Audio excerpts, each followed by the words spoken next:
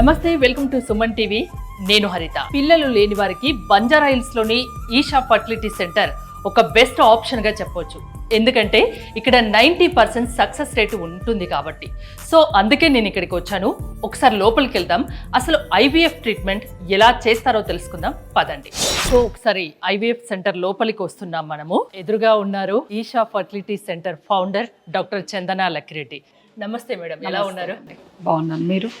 చాలా బాగున్నానండి. సో 90% మీ దగ్గర సక్సెస్ రేటు ఉంటుందని విని వచ్చాను. అసలు ఐవీఎఫ్ ట్రీట్మెంట్ అనేది ఎలా చేస్తారు ముందుగా తెలుసుకోవాలనుకుంటున్నాను. ఐవీఎఫ్ ట్రీట్మెంట్ అనేది మనకి ఒకవేళ చిన్న చిన్న ట్రీట్మెంట్స్ అన్ని లైక్ ఆల్రెడీ ఐయుఐ ట్రై చేసి ఫెయిల్ అయిన వాళ్ళకి, ఆర్ పెళ్ళయి చాలా ఏళ్ళు అయింది ఇంకా పిల్లలు పుట్టలేదు, లేదా వాళ్ళకి ఫీమేల్లో ట్యూబ్స్ అనేవి బ్లాక్ ఉండడము, ఎగ్ నెంబర్ బాగా తగ్గిపోవడము, హస్బెండ్ సైడ్ నుంచి కణాలు అనేవి బాగా తగ్గిపోయిన వాళ్ళు, కొంచెంగా తగ్గిపోయిన వాళ్ళకి మనం ఇంకా ఐయుఐ అలాంటివి ట్రై చేయొచ్చు. ఎప్పుడైతే బాగా తగ్గిపోయిందో వాళ్ళకి మిగిలిన ట్రీట్మెంట్స్తో ఛాన్సెస్ ఎక్కువ ఉండదు. ఇలాంటి వాళ్ళకి ఐవీఎఫ్ ట్రీట్మెంట్ బెటర్ ఉంటుంది. ఐవీఎఫ్ ట్రీట్మెంట్ అనేది యూజువల్గా మనకి ఫీమేల్కి పీరియడ్ వచ్చిన సెకండ్ డే నుంచి స్టార్ట్ అవుతుంది.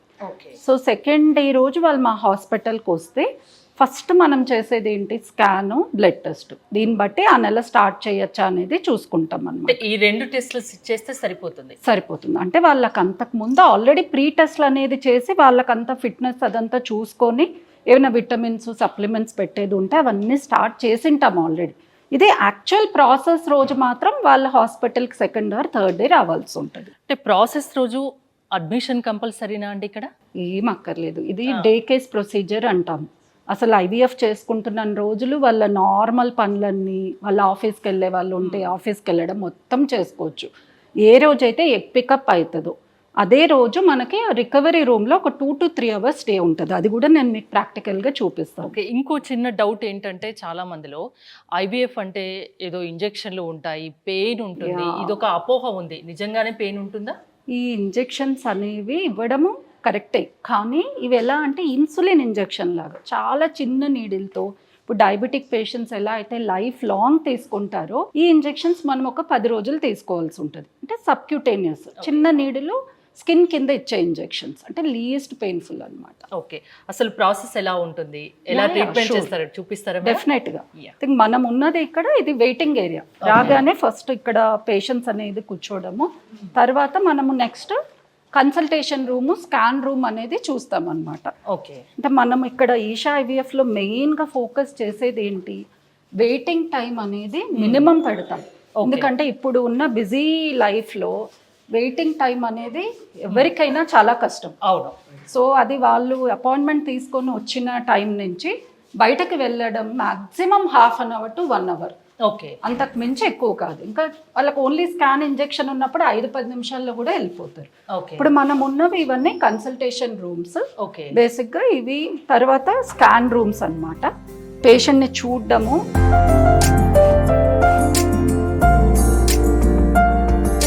తర్వాత మనము అల్ట్రాసౌండ్ చేయడము, ఇదంతా కూడా ఇక్కడే జరుగుతుంది. సో స్కాన్ కూడా మేమే చేసుకుంటాం కాబట్టి వాళ్ళకి వెయిటింగ్ టైం అనేది ఉండదు. కొందరి దగ్గర వాళ్ళకి ఫస్ట్ రేడియాలజిస్ట్ చేసి స్కాన్ రిపోర్ట్ ని పట్టుకొని డాక్టర్ దగ్గరికి వెళ్ళాలి. మా దగ్గర అలా కాదు, మేమే స్కాన్స్ చేసి వెంటనే మేమే రిపోర్ట్ పేషెంట్ తో డిస్కస్ చేసి ట్రీట్మెంట్ అనేది స్టార్ట్ చేస్తాం. అక్కడ కూడా వాళ్ళ టైం సేవ్ అవుతుంది, ట్రీట్మెంట్ కూడా బెస్ట్ ఉంటుంది. ఎందుకంటే డైరెక్ట్ డాక్టరే చూసుకుంటారు కాబట్టి. మీరే స్కాన్ చేస్తారు కాబట్టి వాళ్ళకి టైం బాగా కలిసి వస్తుంది. వాళ్ళ కండిషన్ మేము డైరెక్ట్ గా చూడొచ్చు. అవును. ఓకే, ఇక్కడ స్కాన్ చేస్తారు. స్కాన్ చేస్తాం. ఫస్ట్ వచ్చాక కన్సల్టెంట్ రూమ్ లో వాళ్ళకు కౌన్సిలింగ్ పూర్తయ్యాక వాళ్ళ గురించి తెలుసుకున్నాక మనం చూడడము, స్కాన్ చేయడం అనేది ఇక్కడ జరుగుతుంది. స్కాన్ తర్వాత నెక్స్ట్ స్టెప్, స్కాన్ తర్వాత ఇప్పుడు మనకి ఇంజెక్షన్ రూమ్ కి వెళ్తారు పేషెంట్స్. దీంట్లో అగైన్ మనకి ఇప్పుడు కొందరికి విఐపి లాంజెస్ అనేవి ఉన్నాయి. ఇక్కడ ఏదైతే మనం చూస్తున్నామో లైక్ అంటే వెయిటింగ్ టైం అప్పుడు కూడా వాళ్ళు సపరేట్ గా విఐపి లాంజ్ లో కూర్చోవచ్చు, అండ్ లేదా కన్సల్టేషన్ రూమ్స్ లో. సో ఎప్పుడైతే మనకి ఇంజెక్షన్ అనేది వాళ్ళకి రెడీగా ఉందో దెన్ వాళ్ళు ఇంజెక్షన్ రూమ్ కి వెళ్తారు. ఇంజెక్షన్ రూమ్ కూడా వెరీ హైజెనిక్ గా, అండ్ సిస్టర్స్ అనేవాళ్ళు ఒకరు కంటిన్యూస్గా అక్కడ ఉంటారు. సో దట్ పేషెంట్కి ఎక్కడ కూడా వెయిటింగ్ టైం అనేది ఉండదు. అంటే ఇంజెక్షన్ రూమ్కే ఒకరు స్పెసిఫిక్గా అనమాట.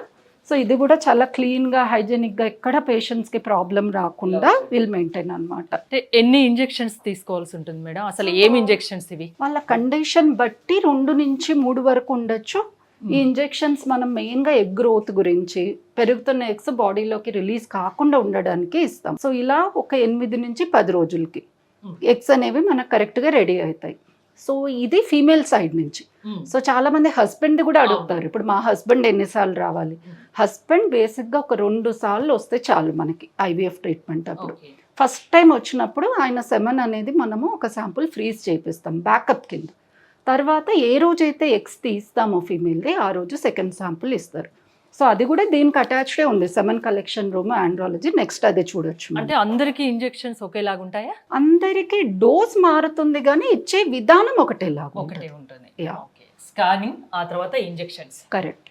ఓకే. సో ఇది మనకి ఇంజెక్షన్ రూమ్ నుంచి చూస్తే attached semen collection rooms, andrology lab. So semen collection rooms కూడా మనం సపరేట్గా హైజెనిక్గా ఎవరికి ఇబ్బంది పడకుండా నీట్గా ఉండడం ఇంపార్టెంట్.